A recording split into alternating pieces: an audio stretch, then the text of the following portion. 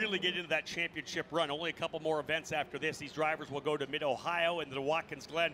They're thinking championship already, and a guy like Parker Thompson, currently sitting fourth in points, he knows a couple of race wins would just change his entire story this year. If he's able to get some victories, you're going to see him with an opportunity to potentially run for the championship. So the field making their way side by side out of turn number 10. Now forming the field, exiting turn number 11, the first race of the weekend for the first step of this Mazda Road to Indy program. The USF 2000 machines now setting onto the main straightaway. We're ready to go green. We are at it, ladies and gentlemen. Green, green, green. Racing into turn number 1 for the first time. 2 wide, 3 wide. Good start there for Parker Thompson. He takes the initial lead. Oliver Askew in that Mazda Soul Red number 3 sliding into second. These opening couple of corners going to be crucial. Let's see if these young drivers are able to mind their P's and Q's coming through here. Indeed. Now into the train, down the back straightaway. The long run down Lake Shore Boulevard into the heartbreaking turn 3. Here they all come, 2 wide. He's gonna move further back for that second position. That's Renus VK trying to hold off Kalen Frederick. Good through there so far. These opening quarters, these opening laps, that's when things can get sketchy. When drivers try too much, Michael, they try to push a little too hard. That's when contact ensues and we find a yellow. Kalen Frederick able to get that inside racing line. That's how it sets up. If you can get to the outside of 3, make it stick, you'll have the corner in 4 and 5. That's a big corner here at this racing track. Oh, it's huge. If you can, as you said, get around the outside on 3, then you've got the inside line and the advantage. So you'll be able to get that move made and pretty great racing into the back. This way, Parker Thompson get it out to a pretty solid lead. As Oliver Askew now has his hands full with Renus VK. The Dutch driver able to now start putting pressure on Askew. Remember, they are first and second in points. They run now second and third on the racetrack. Kalen Frederick holding up the next group. Young driver David Malukas, only in his 3rd Mazda Road to Indy event, was a pole setter and a podium finisher at Road America. Malukas putting a ton of pressure now on that yellow car of Kalen Frederick, who's 15 years of age. Watch for a move as they work their way down Lakeshore Boulevard. Does Malukas have it? Does he want to make that move early? Indeed. Kalen Frederick to the inside. The block locks up the right front a little bit. That's going to allow Sierra and Ming to close up a little as well. Michael, very aggressive defense early here for Kalen Frederick driving that inside line. And it almost looks like Kalen Frederick's holding up this entire field. The top 3 have kind of broken away, that being Thompson, Askew, and VK. Frederick takes that inside line, trying to hold off the hard-charging Malukas down there in turn number 3. As you said, locks him up now through turn number 7, the braking zone here in turn number 8. Things settling down just a little bit, but Parker Thompson checking out in the early stages of this race.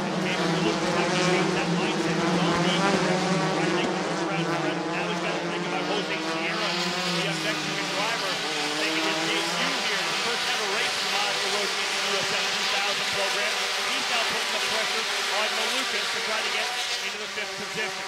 Malukas closes back up on Frederick again.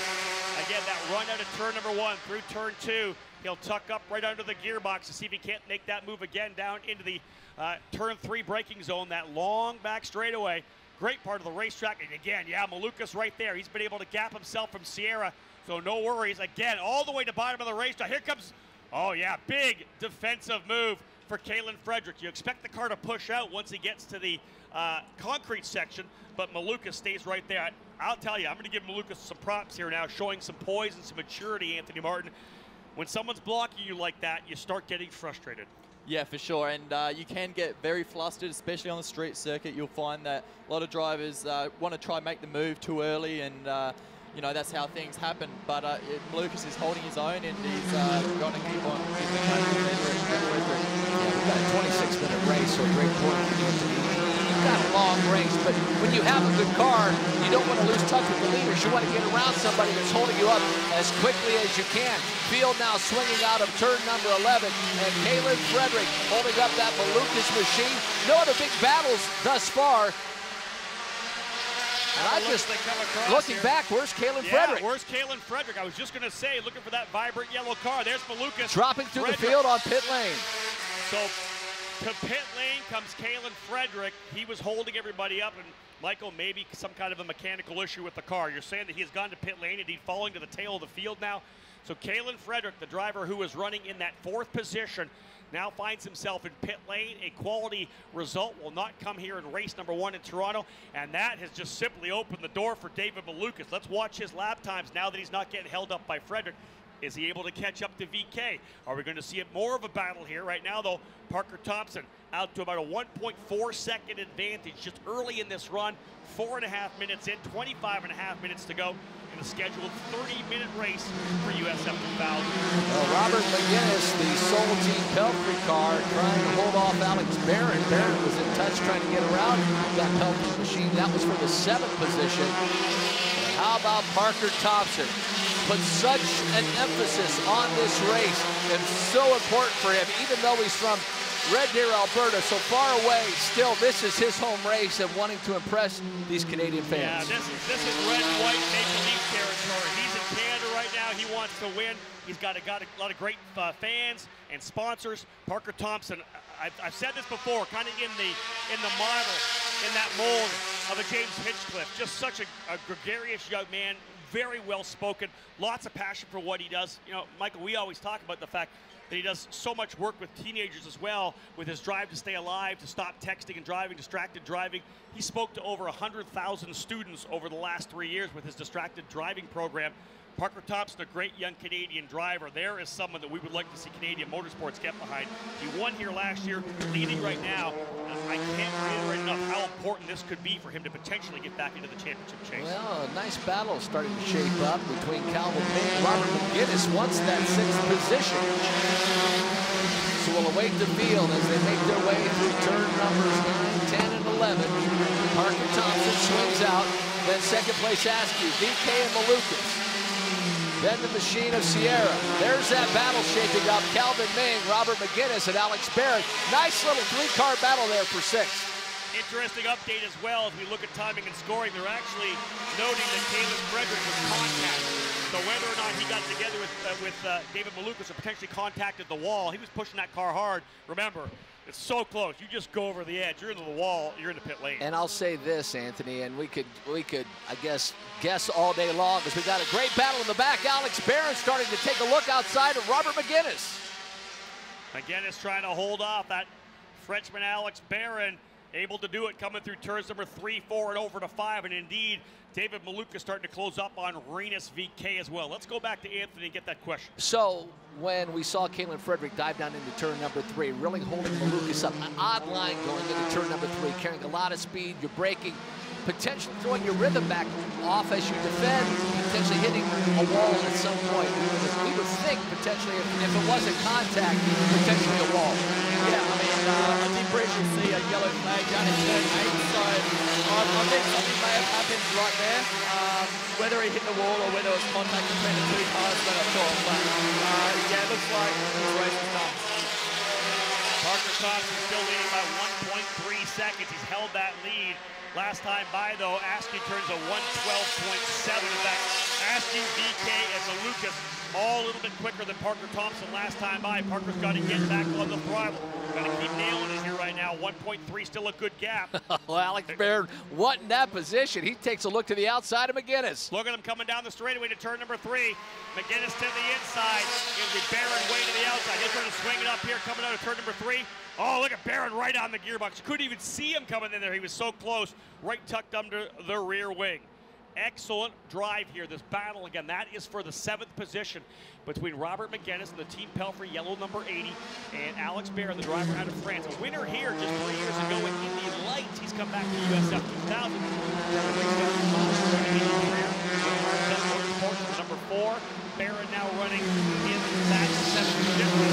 Noteworthy to say, Arms Up Motorsports was actually a winner here last year with Victor Brandoni. But of course, a brand new race car that's had its USF 17 this year. All right, Alex Barron, let's see what he has this time. Really giving Robert McGinnis fits down into turn number 1. The battle for 7th. Barron starts to look to the outside. We'll try to get a good run. And Anthony, this is the spot you really want to get yourself set up. It's that run out of turn 2 down to turn 3.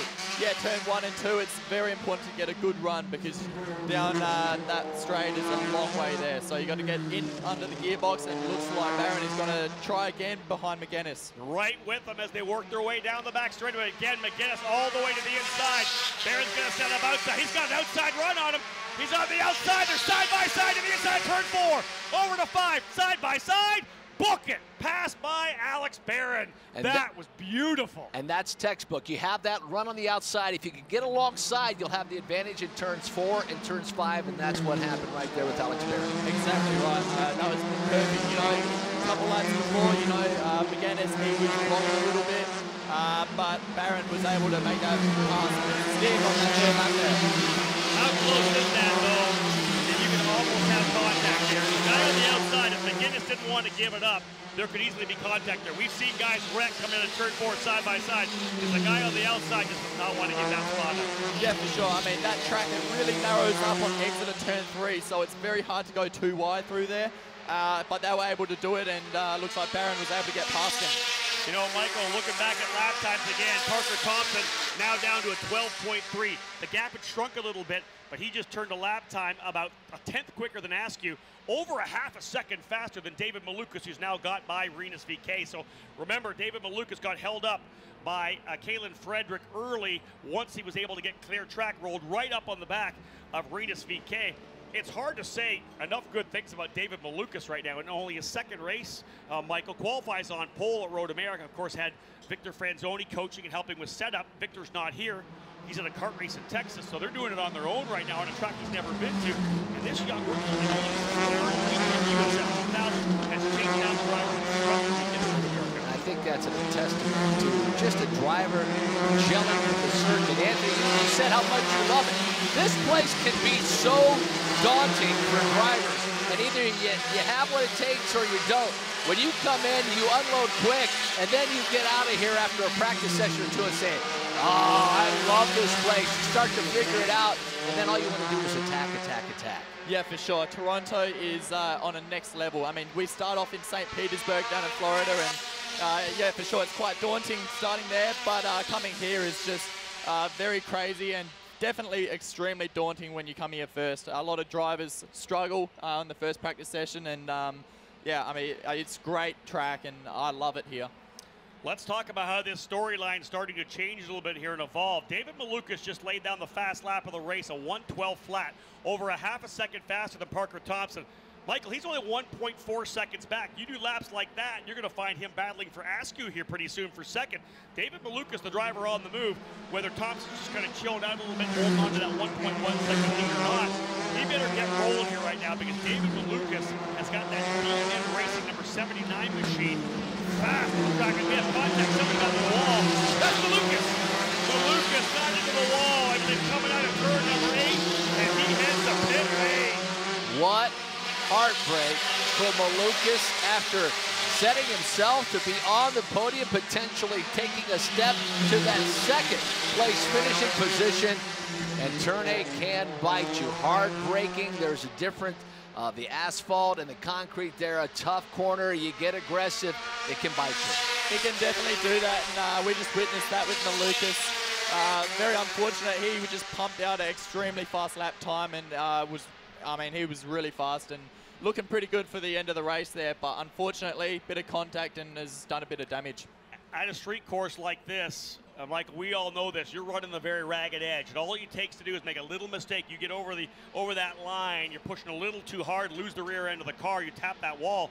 And these cars are designed to take that kind of impact, yeah, but they're also designed to, you know, break a component of the gearbox. Issue again for the driver of that number 79 machine. Just as we were talking about how fast David Malukas was getting, and that he may have a car that has the ability to go for the race win. He taps the wall, heads to pit lane. He's going to fall down the order. Probably going to finish 15th or 14th. Malukas is going to be strong though for race number 2 tomorrow, no doubt about it.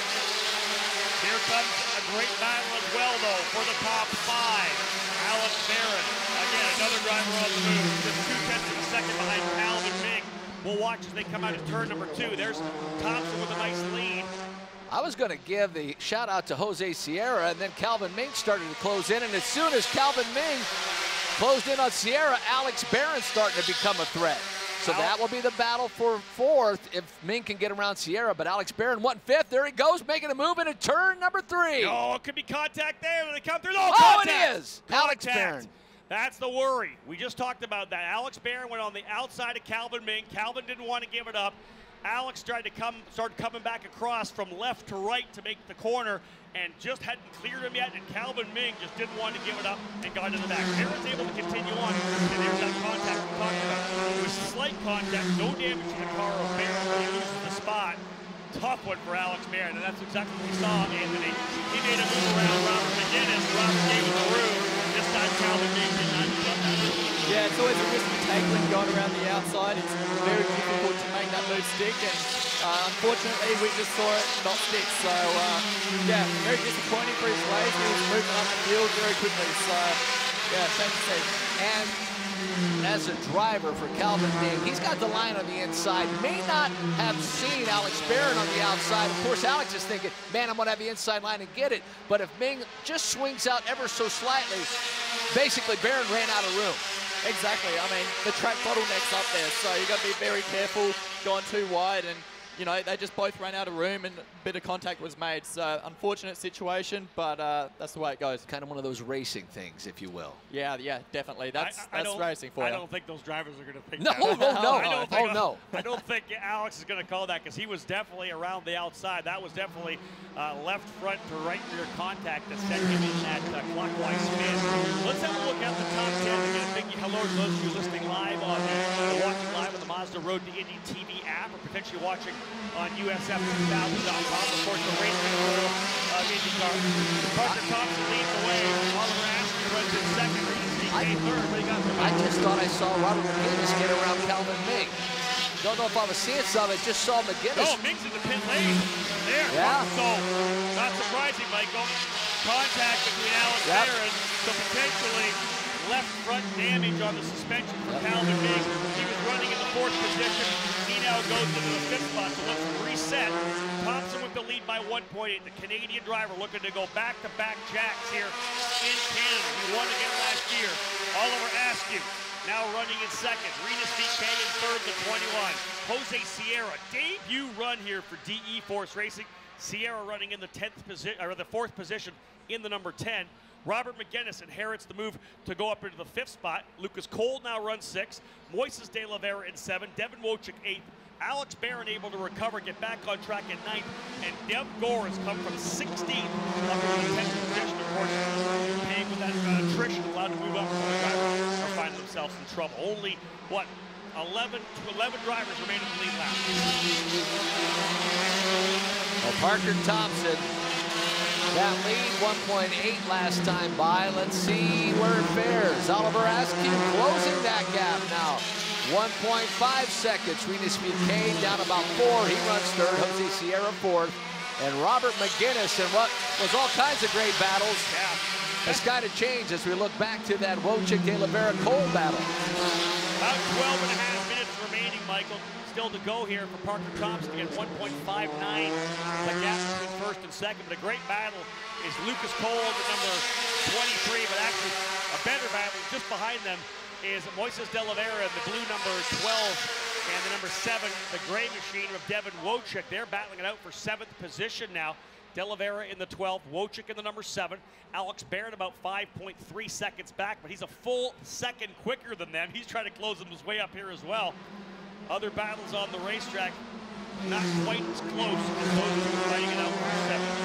1.59 still the gap between first and second. Wojcik de Oliveira, that battle, we'll get an eye on that in just a moment. Turn number 7. There you see De Oliveira. There's Wojcik in the 7 right behind him. Closest battle currently on the circuit. Right behind those drivers as well, the Newman Walks pilot, Aaron Green, and Hooks on forward. He had trouble early. So he's out there knocking out a great lap. Good opportunity for him to put laps down, get comfortable. Just more seat time for Darren Keane to set up for tomorrow's race.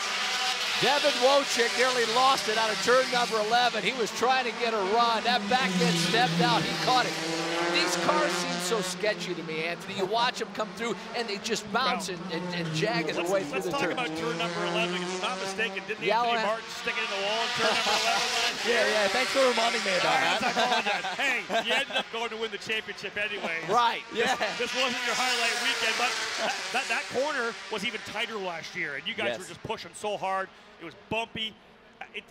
That really kind of exemplifies how easy it is to make a little mistake and get in the wall here. Yeah, this last section, it's new last year, so it's only 2 years old, so it's very difficult to get through there. Extremely bumpy, and it's very tight. So if you make a little mistake, then it's very hard to gather it back up. Yeah. Speaking from experience right there. You look at it right now. As you look down at turn number 11, doesn't it look like a canyon? I mean, they made the walls a lot wider, about 5-6 feet wider.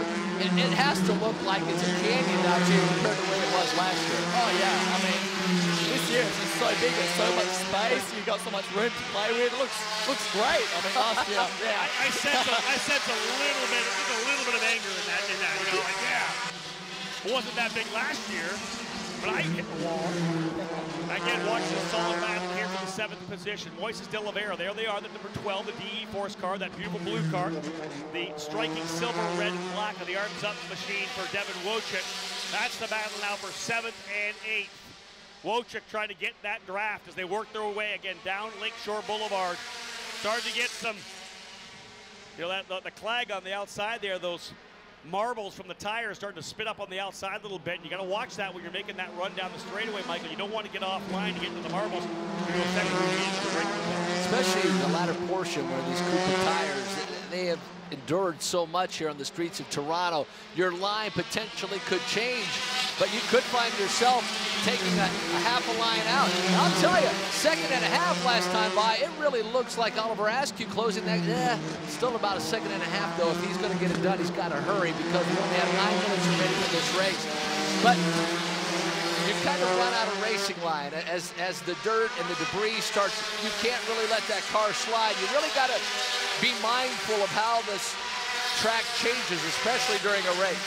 Yeah, for sure. I mean, the big thing with these tires is you've got to stay on the racing line because as the race goes on, you've got a lot of marbles, dirt, I mean, typical street circuit stuff, you know. And if you go out there, you're going to get a lot of that on your tires. You know, you just lose grip straight away. So Tremendous run so far for Parker Thompson. Again, we talk about going to certain races where it may be your race. There's guys that call St. Petersburg home, or you think about Graham Rahal always wanting to win in Mid-Ohio. If there's a guy that wants to win here this weekend in Toronto, in his home country, it's Parker Thompson. Very emotional victory last year when he was able to get the job done. And what a turnaround it would be for Exclusive Autosport. This team is based in Saskatoon as well. This is an all-Canadian team trying to win here in Toronto. That could be huge for the squad. Well, for Parker Thompson, you can see it in his face last year. You talked about this place, what it means to win. You can just tell he was just so taken aback that he was able to win here on the streets of Toronto. You see it on James Hinchcliffe's face. You know, to finish on the podium, it looked like he won the race. It wasn't like he won the championship last year. It was just, this means so much to these young Canadian drivers. I thought it was a little closer last time, and indeed, Oliver Askew down to about 1 second. I don't know if Parker Thompson's in cruise control, but Oliver Askew closing that gap quickly. Anthony Martin joining us in the public address booth. When you get into that debris, what's it like on slick tires? When you get in, it takes a while to get it to come off. How it changes the handling of the car, explain it. Well, it's not good to start with. Generally, it does everything you don't want it to do. So, if you're out in the marbles to start with, generally you're in a bit of a bad situation. So, and the marbles just tend to make it a bit worse. So, a lot of oversteer happens, understeer, you name it. It all sort of comes into place. So, you really got to focus on basically getting the car back under control and getting it back into the groove of things. We're watching the time wind down. About 7 minutes remaining in this race. So I'm going to say, Michael, what do you think? 5 laps, potentially 5-6 laps remaining here for Parker Thompson. It's a 1.2-second advantage. He just reset fast lap of the race. Talk about getting the job done. A 1:11.97, fastest lap of the weekend. Fastest lap of the weekend. 19 laps in. Well, thank you very much, Cooper Tires. What a great compound they have for these USF 2000 drivers. Fastest lap of the weekend, 19 laps in. Normally drivers screaming, hey, I need new tires, and they're wore them out. he just set the, just think about it, 19 laps into a race and you're still going quicker. That's almost a full second faster than pole time. Yep. His pole time is a 1:12.8. He's at a 1:11.9. Stretches that advantage now to 1.2 seconds. I've been watching Parker Thompson for the last probably, I want to say, oh, there's almost a lock up there for one of the E-Force drivers. That's the battle. That's the battle between, I believe, Moses De La Vera. Yeah, rather Wojcik and De La Vera. That's going to put Wojcik through, but back onto Parker Thompson. I've been watching this kid run through the karting ranks, Michael, and he's one of those guys, you give him a lead, it's going to be hard to take it away. He's so consistent, so focused, doesn't make a lot of mistakes. He's knocking it here. He's hitting all his marks. Entry, apex, exit, he's getting the job done here. You know they're on the radio, keeping him calm, and he really wants to win. Talking about a guy that's getting the bit between his teeth, Oliver Askew last time by, just as good, nearly a minute 11, 99.66. So he's trading quick laps with Parker Thompson. 5 minutes remaining in this USF 2000 race. Look at this fight as well as Alex Barron is close right back up on De La Vera, just 0.3 of a second back.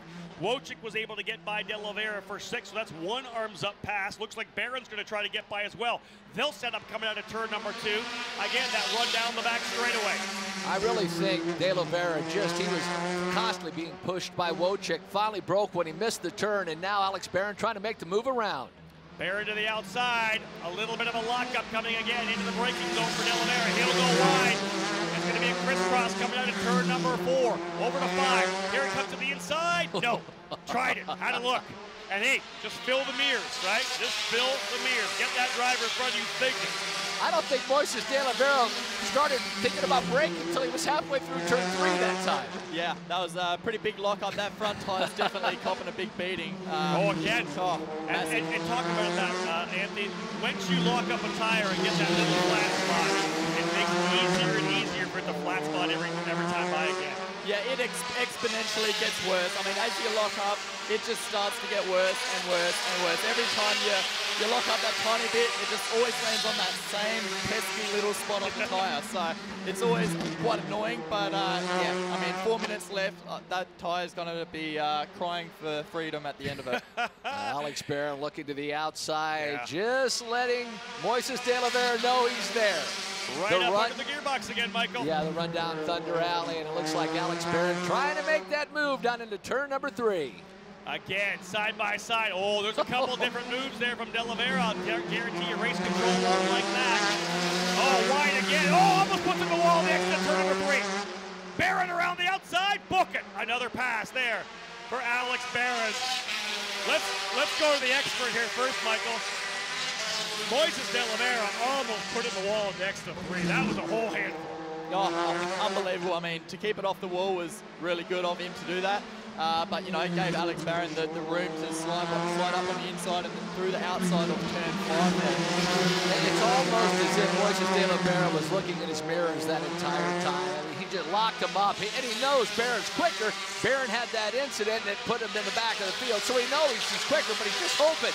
We only have 3 minutes left. I want to hold on. I don't want to lose that position. You know there's trouble when you see the driver's left hand, right hand, left hand, right hand. Full lock, full lock, full lock. When you start seeing those gloves come above the steering wheel out of the cockpit, you know something's going on. That's a tank slapper for USF 2000. Great run so far, though, folks. We, as Michael said, now down to 2.5 minutes remaining. It's a 1-point-second lead for Parker Thompson. Regis VK trying to close back up here as well, taking a good lap of 1:11.9. He still runs in first. Again, Mickey Championship. VK running in second, asking your leader. Try not to let him get away with it. You look at the championship chase. Oliver Askew, as it stands right now, if they finish where they are, is going to gain about 35 points up, but look at Thompson. He'll be less than 100 points back with the races we have left. Remember, 33 points maximum available here for a race win, fast lap of the race, most laps led, and of course qualifying on the pole position. For Oliver Askew, a big picture, and I'm looking at the championship. Obviously, he'd love to win this race. Parker Thompson, it's going to be tough to win the championship. All he wants to do is win this race. He's not thinking championship now. He's thinking about, I want to win in the streets of Toronto again. And he wants to do it for his team. He wants to do it for his sponsors. He really wants to exclusive Autosport. This could be their first win. And think about it. Just a week ago in Iowa on the Oval, they struggled, and to come back here and to rebound and to come away potentially with a victory in this first race, huge for this team. Tremendous run for the Canadian driver from Red Deer, Alberta. He'll roll his way out of turn number 8 through turn number 9. You see the gap there. Back to Oliver Askew, the Soul Red Mazda sponsor, number 3. Will we see the white flag this time by? I'm not quite sure. I think I see a little bit of white. There it is. White flag flying. 1 lap to go for Parker Thompson. Askew trying to close up on him. 1.5 seconds the gap last time by. Thompson leads in the 90. Askew. Then it's Prix resetting fast lap of the race, a 1:11.8, a full second quicker than the pole time. Jose Sierra now runs in 4th. Lucas Cole 5th. Alex Barrett has raced his way back to 6th spot. 7th is Devin Wojcik. 8th is Delavera. 9th is Clooney. And 10th now Darren Key. He's staying out of trouble. Back up into the top 10. But it's a 1.2 second advantage. Michael coming through turn number 4, number 5. Parker Thompson looking to get the job done here in Toronto. Not letting his emotions get away from him just yet. We eye turn number 7. The young man from Red Deer, Alberta, Parker Thompson. Once he got the point, stayed there this entire race. Parker Thompson through turn number 8 for the final time. Oliver Askew closes in but will not have enough. Parker Thompson leading this race out of turn number 11 for the final time. Here he comes, the driver of that exclusive Autosport number 90. He won in 2016. He'll do it again in 2017. The winner of our first race in USF 2000. Team Canada, Parker Thompson, victorious for exclusive Autosport on the streets of Toronto. Excellent run as well from Oliver Askew. He will take second. Renus VK in the final position off the podium. Talent in this field, Michael Prix, Jose Sierra. Here he comes down the front straightaway. First ever race. Street track he's never been to. E4. We've got to give it up to E4. That's an impressive run. Yeah. And I wasn't sure if it was Clooney or whomever. They went out by the Princess Gates. They just went out turn number 1. And I believe it was Alex Barron that, like, where are we going, guys? It might have been all the leaders going. So I think it was Thompson, Askew, VK, all just blue turn number 1 to go around the outside. Right, they went to the Princess Gates and that run off to the outside. There's first and second, side by side, rolling down Thunder Alley, as Michael had said. Parker Thompson, Oliver Askew, a couple of great young drivers who worked their way up through North American karting and are now stars here in the Mazda Road to Indy. Oh man, I'm tearing up, and it's not because of the champagne. That was one of the most emotional wins I've had, and you know what? It was an awesome win. I started on pole, I just went out and took it. You know, Oliver started catching me there towards the end, but still just consistent. I mean, I was within a tenth every lap after lap. I had Michael on the radio, my team owner, egging me on to try and keep that lead, and oh, that last lap coming to see that checkered was just the most emotional win I've ever had. Thank you to Mazda, Cooper Tires, and Allied Building Products for the sponsor this weekend. Thank you, TriQuest, Badlands Motorsports Resort, and Open Highway. Those guys have stuck with me all year through thick and thin. I'm glad to come home and bring this homeland victory to them.